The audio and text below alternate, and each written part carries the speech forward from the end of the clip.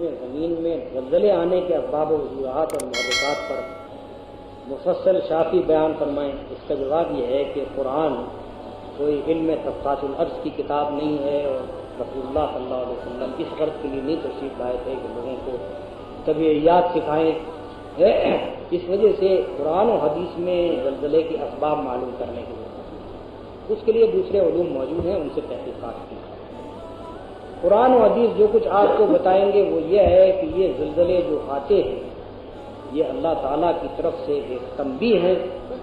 یہ آپ کو یہ یاد دلاتے ہیں کہ اس زمین پر آپ یوں ہی الٹپ نہیں آ گئے ہیں، کوئی فرما روا ہے آپ کے اوپر، آپ ہی اس زمین کے مالک نہیں ہیں۔ کسی وقت کوئی وقت ایسا آتا ہے جبکہ وہی زمین جو آپ کے لیے گہوارہ ہے، جس پر آرام سے آپ پڑے ہوئے سو رہے ہیں، وہی زمین آپ کے لیے بلائے جان بن سکتی ہے اور آپ کو تباہ کر سکتی ہے۔ وہی پانی جس پر آپ جیتے ہیں کسی وقت وہ سیلاب بن کر آپ کو غارق بھی کر سکتا ہے۔ وہی ہوا جس سے آپ سانس لیتے ہیں وہ طوفان بن کر آپ کو تباہ بھی کر سکتا ہے۔ تو یہ چیزیں آپ کو یاد دلانے کے لیے ہے کہ آپ اس دنیا کے اوپر خدا کے خلیفہ ہیں، اس دنیا کے خود خدا نہیں اور کوئی دوسرے دیوتا بھی نہیں ہے جو آپ کو بچا لینے والے ہوں، کوئی خدا ہے جو آپ کے اوپر فرما رہا ہے۔ تو قرآن و حدیث یہ تعلیم دینے کے لیے آئے، طبیعیات کی اور علم طبقات الارض کی تعلیم دینے نہیں آئے۔ وہ علوم آپ اپنے طور پر خود تحقیقات کیجیے اور معلوم